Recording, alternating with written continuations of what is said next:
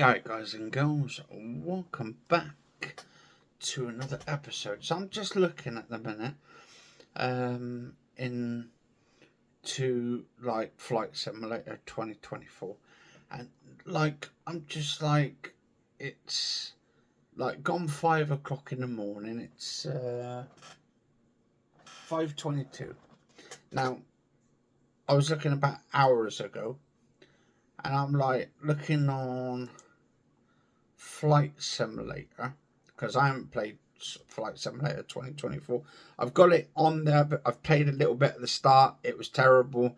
Not playing that again and stuff, because like I played a few on there. There's loads of bugs in it and stuff. The bugs were terrible, and the planes were crashing and stuff, and a lot of other stuff in between. So, to be honest, Microsoft are pretty much done in that Flight Simulator, because from what I've seen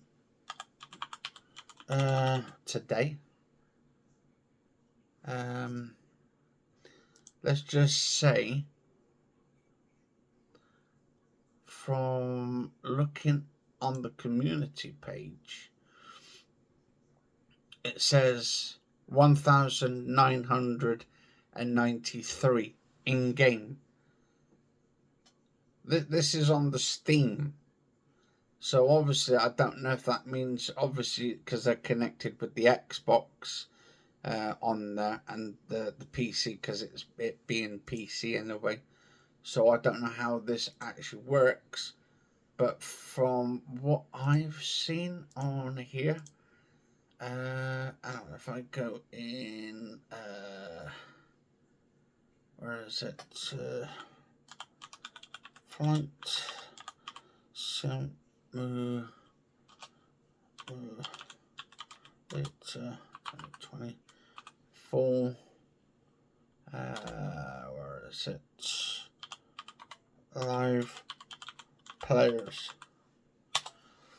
Then I click on the Steam charts.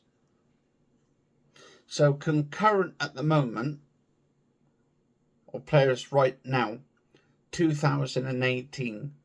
2018. Now, surely that's really not a lot of players. We've got 24-hour peak 4,196, and then it says all-time peak 3 months ago 24,868. Well, that's when everybody started going on to it. Now everybody has noticed that the Microsoft Flight Simulator isn't as good, the 2024, than the 2020. I think maybe they might end up at some point. I mean, they can't be like literally having this amount of players that low and still keep the servers going and stuff. Like, especially for the PC and stuff, or whatever they're doing. I don't know if this means, because it says Xbox Game Studios, so obviously it's supported systems. It says Windows. Released. I mean, this was released 3 months going back, and they've got like player counts at like 2018, and they've within a space of 24 hours, 4,196 players. I mean, that's really bad. That's what you would think you would be having at least millions playing stuff on there, but I guess not. And then apparently they've got 6,196 negative reviews. I wonder why. Maybe because when you used to use those big massive planes, they kept crashing. And then also they've got that thing over in Dover. If you go to the White Cliffs of Dover, there's a massive thing that goes over the top. It looks like a mountain on top of another mountain, and you can actually fly inside it. They haven't fixed that yet. That's still broken. So yeah. So to be honest, I think Microsoft at this point is a lost cause when it comes to that, because hardly anybody's playing that. Nobody's playing that. And I'm pretty sure it's the same for the console as well, for the Xbox, because you've got the Xbox and then the PC. And if they're having this many people playing, yeah, I think Microsoft would be thinking to themselves at some point, well, we need to pull the plug on it and stuff. Because, I mean, come on, this was their biggest project. This is probably the worst game of 2024. Literally, the worst game of 2024. Anyway, let us know what you guys and girls think. But anyway, why is it there's not many actual people like playing this game? Is you guys and girls fed up? And why there seems to be more people on the 2020 playing it than the 2024? I think one is because people basically want to put the whole thing onto their computers, onto their PC, and they don't want to basically just like have it all in the cloud and all using their entire internet as well was another thing. But obviously they're going to be using some of their internet anyway because it's all bloody cloud based and stuff. So, and then also for the past 15-20 hours or whole day yesterday, the PlayStation went down, and I'm thinking, Jesus Christ, guys and girls, this means I think PlayStation was hacked. That was my sort of thing on it. Maybe PlayStation was hacked. Sony doesn't want to come out about it because of the backlash and stuff, and they know how people are when they come out and stuff. They'll probably say, "Oh yeah, nothing has happened. We had to do some maintenance and all that kind of stuff." And it gets to the point like, really, mate? Like, all this goes down, and then everyone couldn't get onto the PlayStation. Well, for me, I don't have to go on the PlayStation because I've got my Xbox. I've got a PlayStation. Don't get me wrong, I've got the PlayStation, but I haven't been on it because there's no games on it.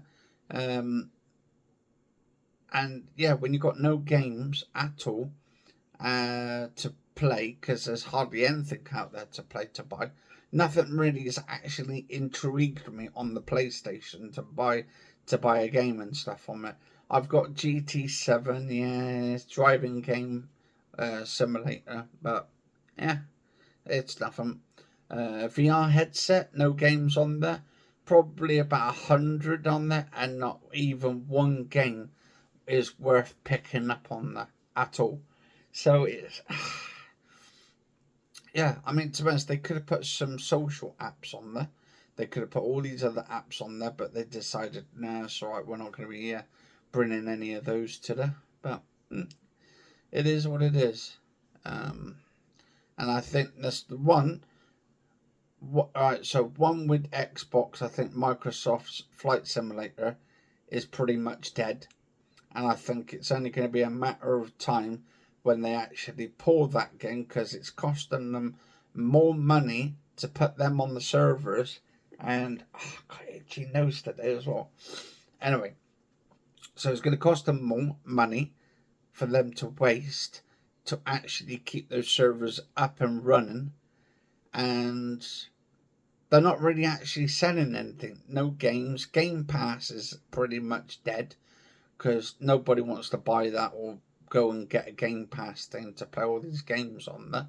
Even though if you want to play online, you've got to get a Game Pass anyway, or you can just go for their lower tier or whatever without the Game Pass. But and then they're always putting the prices up on Xbox.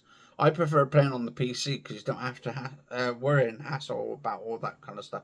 I'm on the PC right now, but I always wonder why Microsoft themselves are always making bad games, especially Flight Simulator 2024.